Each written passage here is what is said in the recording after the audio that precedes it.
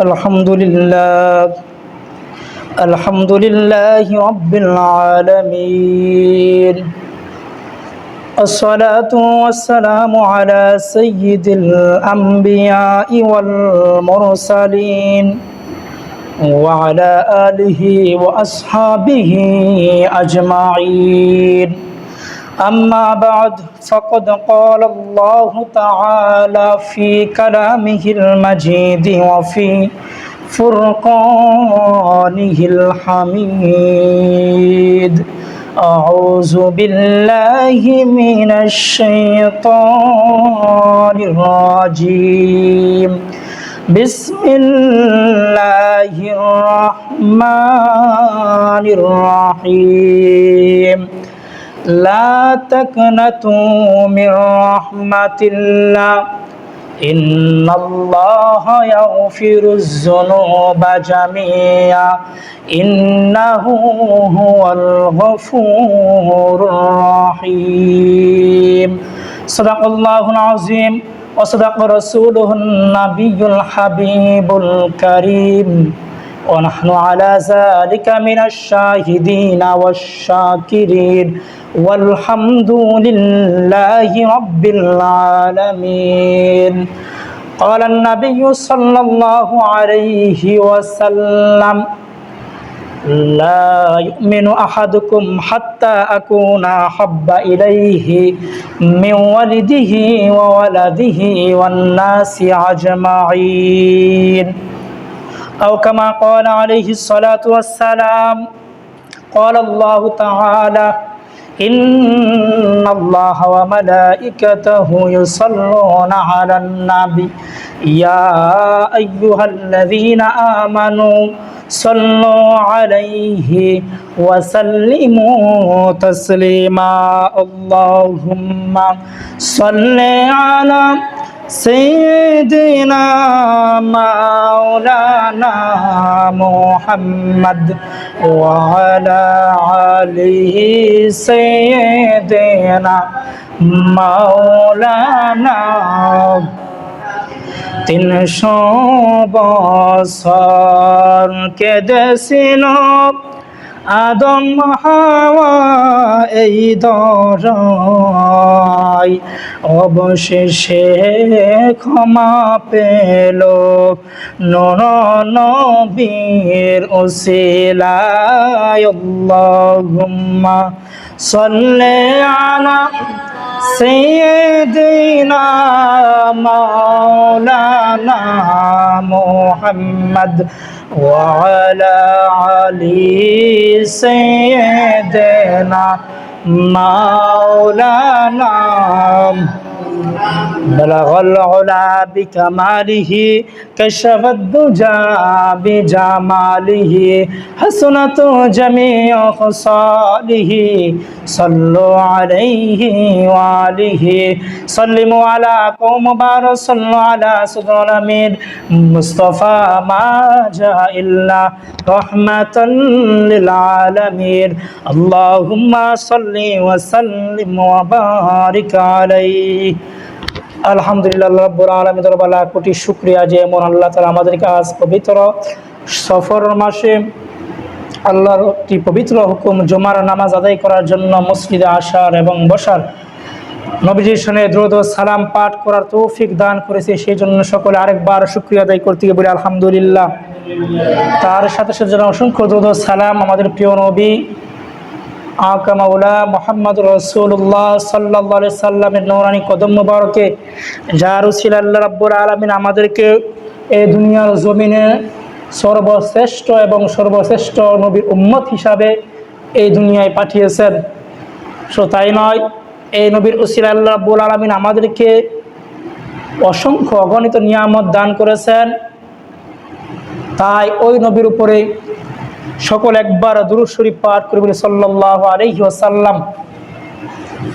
আমি পবিত্র হাদিস থেকে একখানা হাদিসে পাক তেলাওয়াত করেছি এবং পবিত্র কালামুল্লাহ শরীফ থেকে একখানা আয়াতে কারিমা তেলাওয়াত করেছি। আল্লাহ রাব্বুল আলামিন বলেন, লা তাকনাতু মির রাহমাতিল্লাহ ইন্নাল্লাহা ইয়াগফিরুয যুনুবা জামিআ ইন্নাহু হুয়াল গফুরুর রহিম।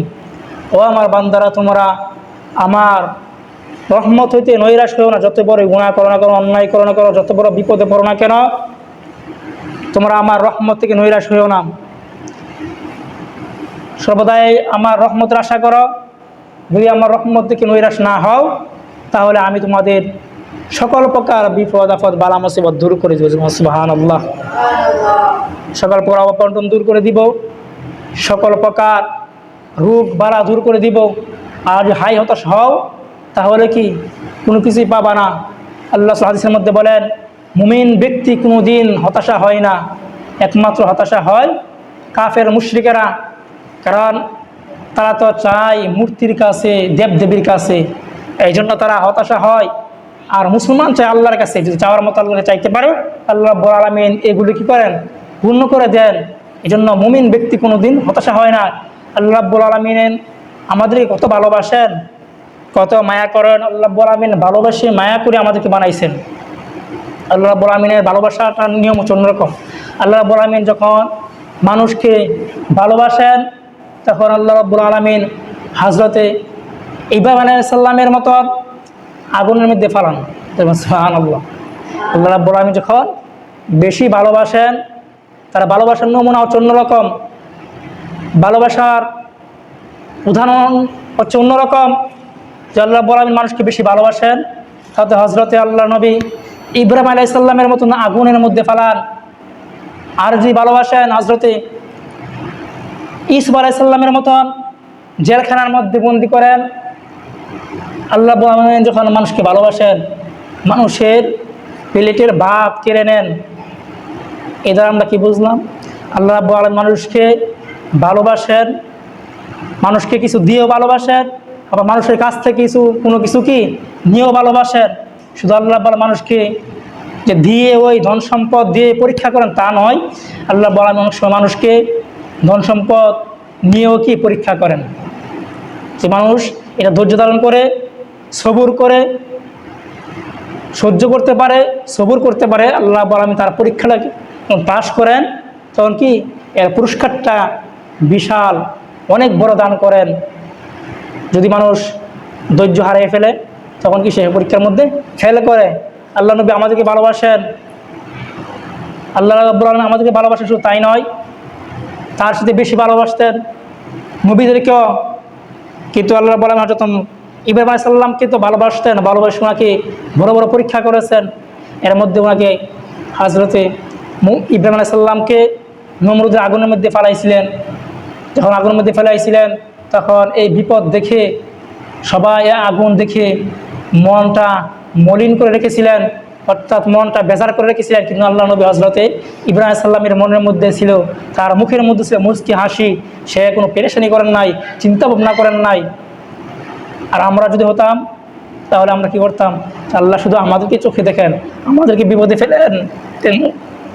হযরত ইব্রাহিম আলাইহিস সালামকে যখন আগুনের মধ্যে ফেলানো হবে, তখন জিবরাইল আলাইহিস সালাম এসে বললেন, আল্লাহ নবী ইব্রাহিম আলাইহিস সালাম, আপনি খালি আমাকে হুকুম দেন, তাহলে আমি আগুনটা কী করি, লিভিয়ে দেই, নিবাইয়া দেই, আপনাকে আগুন থেকে আমি রক্ষা করি। তখন আল্লাহ নবী হযরত ইব্রাহিম আলাইহিস সালাম বললেন, আমি এই বিপদের মধ্যে পড়বো, আগুনের মধ্যে পড়বো, তুমি দেখতেছো তোমার কাছে মায়া লাগে। আর আমাকে যে বানাইছেন, আমাকে যিনি সৃষ্টি করছেন, আমাকে যিনি ভালোবাসেন, তোমার থেকে কম ভালোবাসেন নাই। তো আমি যে আগুন পড়বো, তুমি দেখো, তোমার মায়া লাগে, আমার আল্লাহ কি আমাকে দেখে না? সুবহানাল্লাহ। তো উনি যদি আমাকে আগুনে ফেলে খুশি থাকেন, তাহলে আমি খুশি।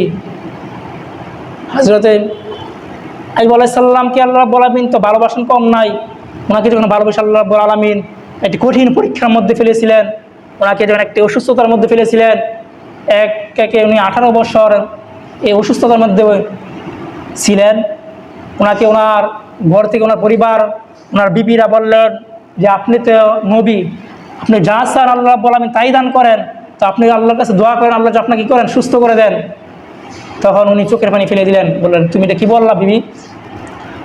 তুমি হিসাব মিলাও, আল্লাহ রাব্বুল আলামিন আমাকে কত বছর সুস্থ রাখেছেন, আর কত বছর অসুস্থতার মধ্যে রেখেছেন, মাত্র অল্প কয়েকদিন। তো এই শরীরের মালিক তো আমি না, আমার যা কিছু আছে সব কিছু মালিক তো আল্লাহ রাব্বুল আলামিন। তো উনি তো আমাকে অনেক দিন যাবৎ সুস্থ রাখছেন, মাত্র কয়েক বছর, মাত্র 18টি বছর উনি আমাকে অসুস্থ রাখছেন। এর জন্য আমি আল্লাহ রাব্বুল আলামিনকে চাবো কেন? তোমার কোনো কিছু চাওয়ার ইচ্ছা থাকে বলো আমার কাছে, আমি তোমার হয়ে আল্লাহ রাব্বুল আলামিনের কাছে চেয়ে দেবো। তো আমার জন্য আমি আল্লাহ রাব্বুল আলামিনের কাছে চাইতে পারবো না, এটা আমার লজ্জা লাগে। কারণ আল্লাহ রাব্বুল আলামিন আমাকে অনেকদিন অসুস্থ রাখছেন এবং অল্প কিছুদিন মাত্র আমাকে অসুস্থতার মধ্যে রাখছেন। এর মধ্যে যদি আমি ধৈর্য হারিয়ে ফেলি, সবুর হারিয়ে ফেলি, তাহলে এটা কেমন করে হয়? এরকমভাবে আল্লাহ নবীরা কী করছেন? পরীক্ষার মধ্যে পাশ করেছেন। কারণ ওনারা মনে করতেন যে আমার যা কিছু আছে, শুধু আমার সম্পদ, সয় সম্পদ নয়, আমার শরীরটা পর্যন্ত আল্লাহ রাব্বুল আলামিনের। যদি এখন মনে করেন যদি একটি মানুষ আমার কাছে একটি মানি ব্যাগ দিয়ে যায় অথবা কিছু টাকা দিয়ে যায় আমার কাছে, টাকাগুলি রাখেন, অল্প কিছুক্ষণ পরে বা 2-1 দিন পরে আইসা এই টাকাগুলিকে আমি নিয়ে যাব, বা এখন রাখেন আমি 1 ঘন্টা পরে আসে কি আপনার কাছ থেকে টাকাগুলি নিয়ে যাব। যদি 1 ঘন্টা পরে সে লোকে আমার কাছ থেকে টাকাগুলি নিয়ে যায়, তাহলে কি আমার কি মন খারাপ হবে? মন খারাপ হবে কেন? এই টাকাগুলো তার, সে আমাকে জমা রাখছে, আমার লাগছে, এক জায়গায় গেছে, হ্যাঁ অল্প কিছুক্ষণ পরে আসে কি আবার টাকাগুলি সে কি তার টাকাগুলি সে নিয়ে গেছে। এই জন্য তো আমার মন খারাপ করার কোনো কিছু না, কারণ এগুলি মালিক তো আমি না, এগুলো মালিক অন্য কিছু, ওই লোকে মালিক। এরকম আল্লাহ রাব্বুল আলামিন হযরত নবীরা, সব নবীরা মনে করতেন যে আমার যা কিছু আছে, আমি যখন দুনিয়ার মধ্যে আসছিলাম তখন খালি হাতে আসছিলাম, কোনো কিছু টাকা পয়সা কোনো কিছু আনি নাই। যখন দুনিয়ার মধ্যে আসছি, আল্লাহ রাব্বুল আলামিন আমাদেরকে এগুলি দেখাশোনা করার জন্য, অল্প কয়েক ঘন্টার জন্য, অল্প কয়েক বছরের জন্য আমাদের কাছে এগুলো আমানত দিয়েছে, আমাদেরকে দিয়েছে, আমরা এগুলি দেখাশোনা করে রাখি। আর প্রয়োজন মতো কি আমরা কি করি? খরচ করি। এরপরে আবার আল্লাহ রাব্বুল আলামিন যখন ওনার হুকুম হবে, ওনার যখন ইচ্ছা হবে, যখন মন চাইবে উনি নিয়ে যাইবে। তাতে তো আমাদের মন খারাপ করার কিছু নাই। কিন্তু আমাদের যদি কোনো কিছু হয়, সম্পদ হারিয়ে যায় বা যে কোনো কিছু কি আমাদের নষ্ট হয়ে যায়, তখন কী করি? আমরা হাই হতাশ করি, আমরা আল্লাহ রাব্বুল আলামিনের প্রতি রাগ হই, অকৃতজ্ঞতা প্রকাশ করি। কিন্তু এটা কি মুমিনের লক্ষণ নয়। মনে করতে হবে আমাদের যা কিছু আছে সব কি আল্লাহর। আমাদের শরীরটাও আল্লাহ রাব্বুল আলামিনের, উনি যখন ইচ্ছা হবে উনি যা ইচ্ছা করবে তাই দিতে পারবে। কিন্তু আমরা তো আমাদের ঈমান তো দুর্বল, আমরা তো সাধারণ মানুষ, এই জন্য কি আমরা এগুলি কী করতে পারি না? সহ্য করতে পারি না, আমরা এগুলি সবুর করতে পারি না। এই জন্য কি আমরা কী করি? আমরা বিপদে পড়ি। আল্লাহ রাব্বুল আলামিন আমাদেরকে এই সকল প্রকার বিপদ থেকে, আপদ থেকে, বালা মুসিবত থেকে রক্ষা করুক এবং কি সকল প্রকার আমাদের অভাব থেকে আল্লাহ রাব্বুল আলামিন কী করেন? আমাদেরকে হেফাজত করেন। আর আমরা যদি সর্বদা আল্লাহ রাব্বুল আলামিনের শুকরিয়া আদায় করি, বিপদে, সুখে এবং দুঃখে, সকল প্রকার কাজের মধ্যে যে আমরা আল্লাহ রাব্বুল আলামিনের শুকরিয়া আদায় করি, আল্লাহ রাব্বুল আলামিন কী করবেন? এটার জন্য পুরস্কার দান করবেন। আল্লাহ বলেন, লা ইন শাকারতুম লা আযীদান্নাকুম ওয়া লা ইন কাফারতুম ইন্না আযাবি লাশাদীদ। ও আমার বান্দারা, তোমাদেরকে আমি অসংখ্য নিয়ামত দিয়েছি, তোমরা আমার নিয়ামত পেয়ে শুকরিয়া আদায় করো। শুকরিয়া আদায় করো, তাহলে কী করবো? আমি তোমাদের নিয়ামত কী করবো? আরও বাড়াইয়া দিব। আর যদি শুকরিয়া আদায় না করো, কৃতজ্ঞতা প্রকাশ না করো, এটা স্বীকার না করো, তাহলে আমি তোমাদের জন্য রেখেছি ইন্না আযাবি লাশাদীদ, অর্থাৎ কঠিন শাস্তি থেকে, আযাবের ব্যবস্থা রেখেছি। আর আল্লাহ অন্য এক আয়াতে সূরা রহমানের মধ্যে বলেন, ফাবিআইয়ি আলাই রাব্বিকুমা তুকাজ্জিবান। কেউ আল্লাহ বলেন অনেকবার বলেছেন, ও আমার বান্দারা, তোমরা আমার কোন কোন নিয়ামত অস্বীকার করবে? আমি তোমাদের কি দেই নাই? তোমরা বাড়া তাকায় দেখো, 2 চোখ মিলে বাড়া করে তাকায় দেখো যে আমি তোমাদের কোন কোন নিয়ামত দেই নাই, তোমরা আমার কোন কোন নিয়ামত অস্বীকার করবা। তোমাদের পায়ের তালু থেকে মাথা তালু পর্যন্ত তাকাও, প্রত্যেকটা কি অঙ্গ প্রত্যঙ্গ আমার একটি নিয়ামত। যে একটি অঙ্গ না থাকে তো বুঝবা যে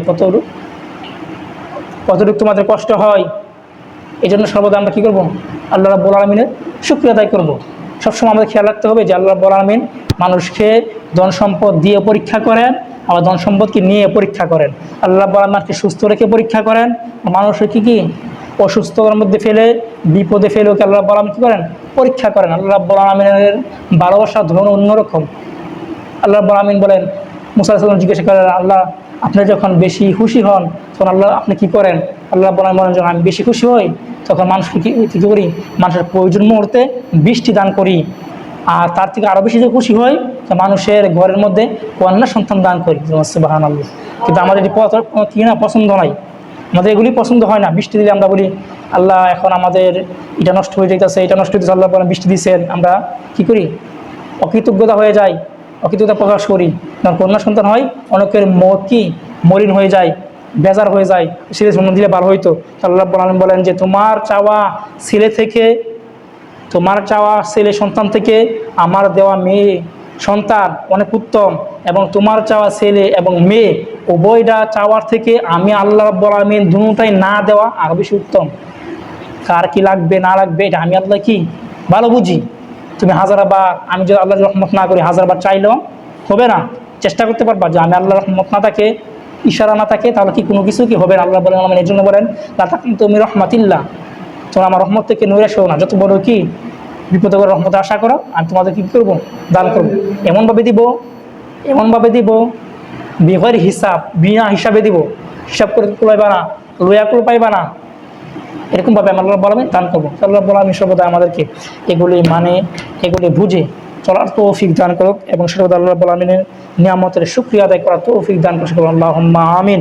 ওয়া আখিরু দাওয়ানা আনিল হামদুলিল্লাহি রাব্বিল আলামিন। আসসালামু আলাইকুম ওয়া রাহমাতুল্লাহি ওয়া বারাকাতুহু। রাসূল করেন চলে গেছে কবলার জন্য আদায় করে।